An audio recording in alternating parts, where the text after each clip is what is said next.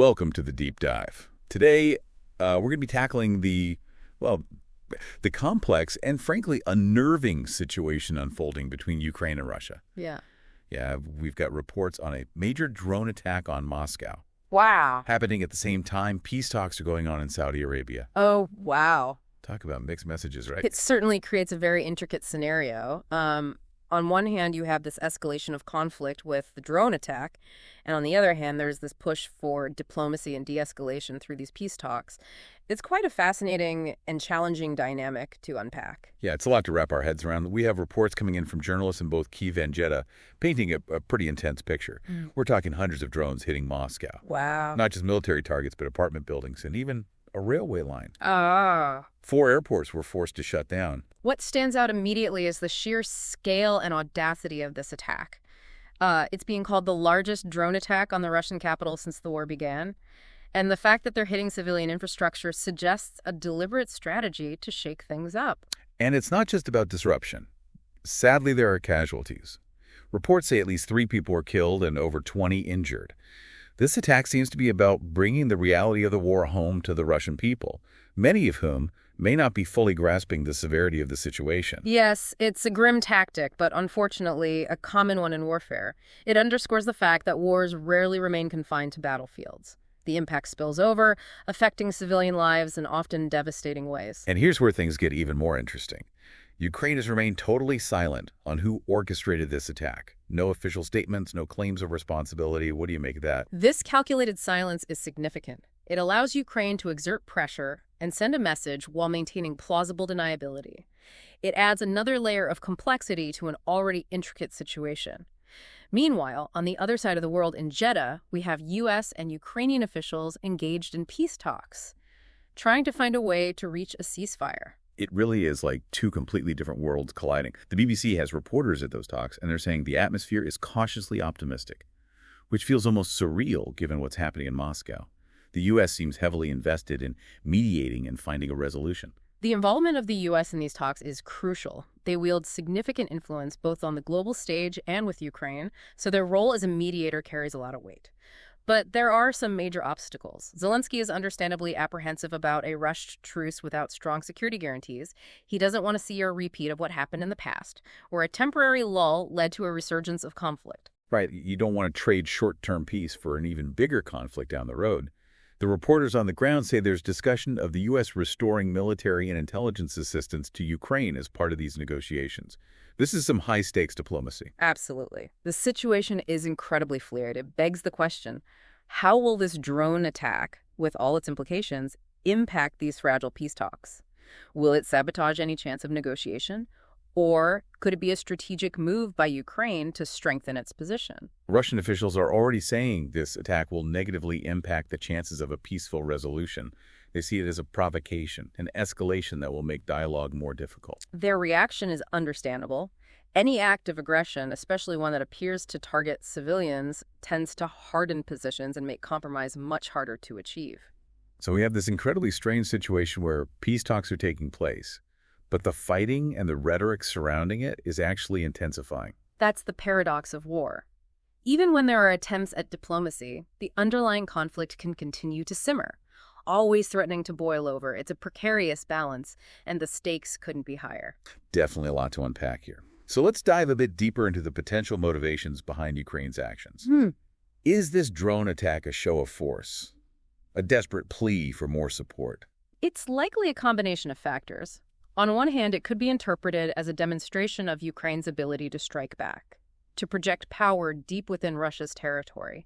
This could be a way of bolstering their position at the negotiating table, sending a message that they are not a passive actor in this conflict. So it's like they're saying, hey, we're still a force to be reckoned with, even as we're willing to talk peace. Exactly. It's a reminder to Russia and to the world that Ukraine is determined to fight for its survival, even while seeking a diplomatic solution. But you also mentioned it could be a plea for more support.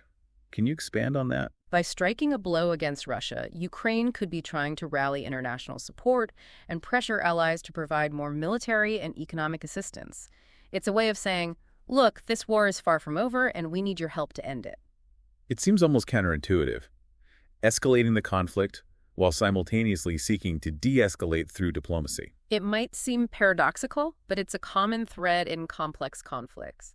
Sometimes you need to demonstrate your strength and resolve to create a more favorable environment for negotiation. This brings us back to the peace talks. Are they doomed to fail before they even truly begin? It's too early to make that call. Diplomacy is rarely a straightforward process. It's often unpredictable, with setbacks and breakthroughs happening in rapid succession. The fact that these talks are continuing even in the face of this drone attack suggests that both sides still see some value in dialogue. That's a glimmer of hope, and I think we can all agree that any chance for peace, no matter how slim, is worth pursuing, especially when lives are at stake. But how do we reconcile these seemingly contradictory actions? Ukraine striking deep within Russia while simultaneously sitting down to negotiate peace. It's important to remember that war is rarely black and white. There are often multiple, sometimes conflicting objectives at play. Ukraine wants to end the war, yes, but they also want to ensure their own security and survival.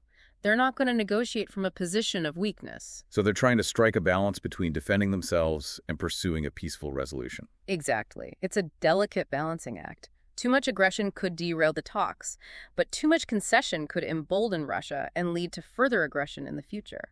It's like a high-stakes game of chess, with the lives of millions hanging in the balance. That's a powerful way to put it. It highlights the immense responsibility that rests on the shoulders of the negotiators. And speaking of responsibility, we as citizens have a responsibility to stay informed, engage with these complex issues, and support efforts for peace wherever possible. I couldn't agree more.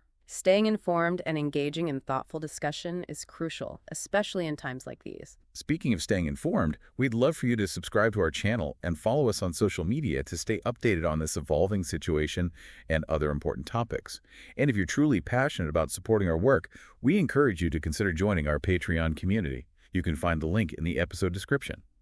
Your contributions help us to produce high-quality, in-depth analysis like this and keep these crucial conversations going. We truly appreciate your support. But for now, let's shift our focus back to the specifics of the drone attack itself. What do we know so far? Well, as we mentioned earlier, it was the largest attack of its kind on Moscow since the war began.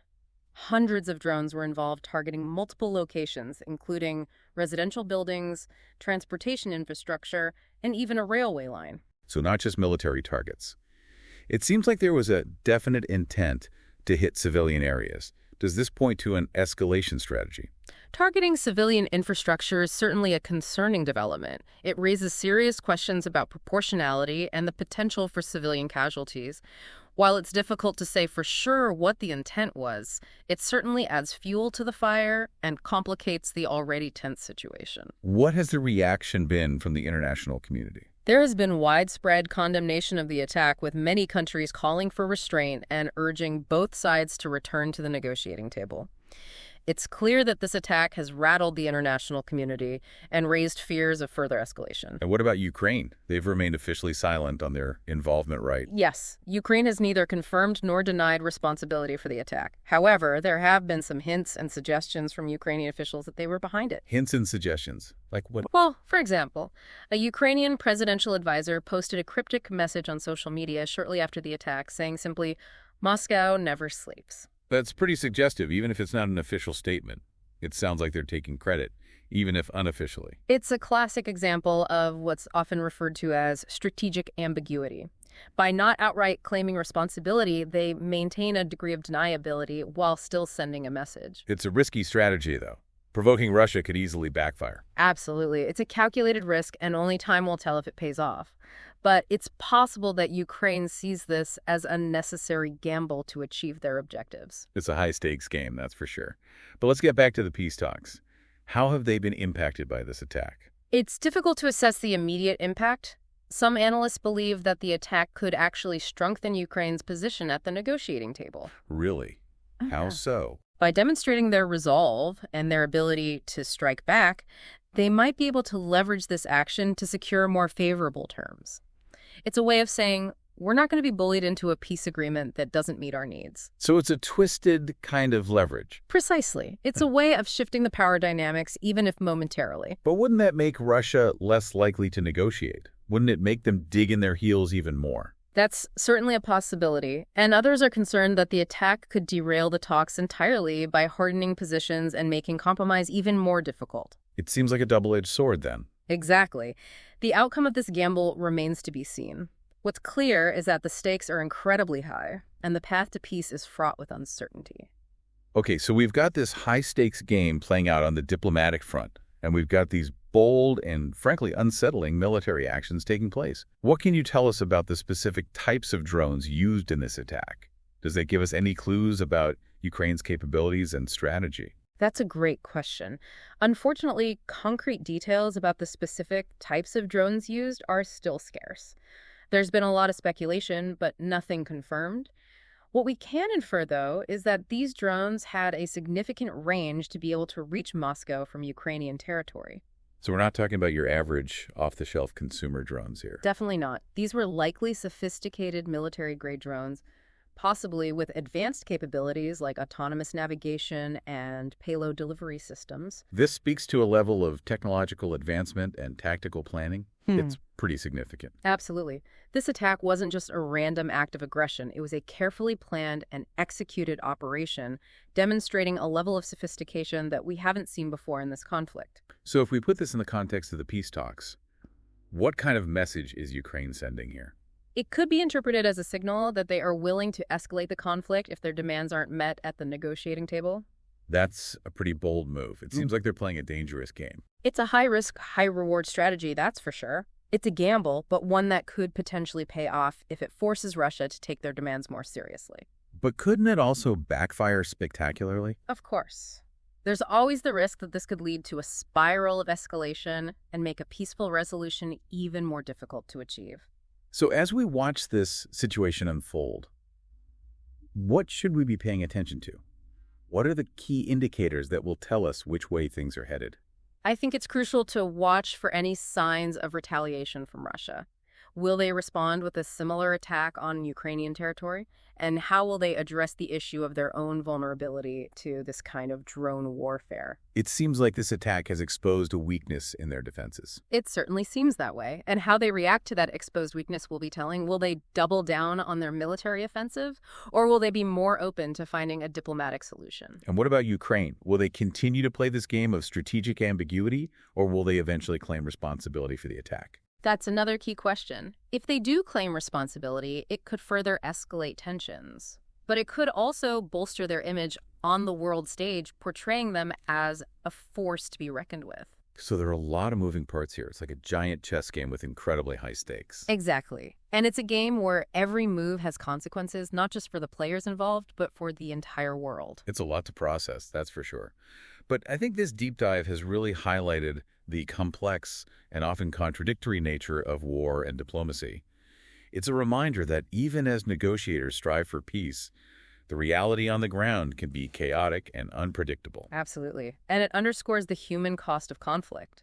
Behind every headline, every strategic maneuver, there are real people whose lives are being upended, families torn apart, futures uncertain. It's easy to get caught up in the geopolitical chess game, but we can't forget about the individuals caught in the crossfire. Exactly. We need to keep that human element at the forefront of our minds as we grapple with these complex issues. So where do we go from here? What are you watching for as this situation unfolds? Well, I think the next few days will be critical. We need to see how Russia reacts to this drone attack. Will they retaliate?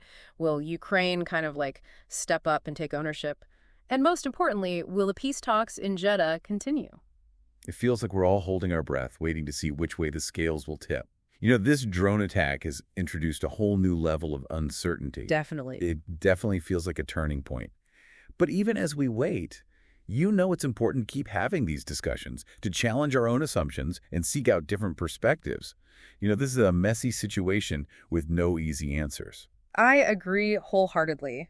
These conversations are vital. It's through these discussions that we can start to make sense of such complex situations. And that's what we strive to do here on The Deep Dive. To delve into these multifaceted issues, explore various angles, and provide you, our listeners, with the information you need to form your own informed opinions. Precisely. Our goal isn't to tell you what to think, but to equip you with the knowledge and insights you need to think critically and engage constructively in these important conversations. And on that note, we want to hear from you. What are your thoughts on this situation? What questions are swirling in your mind?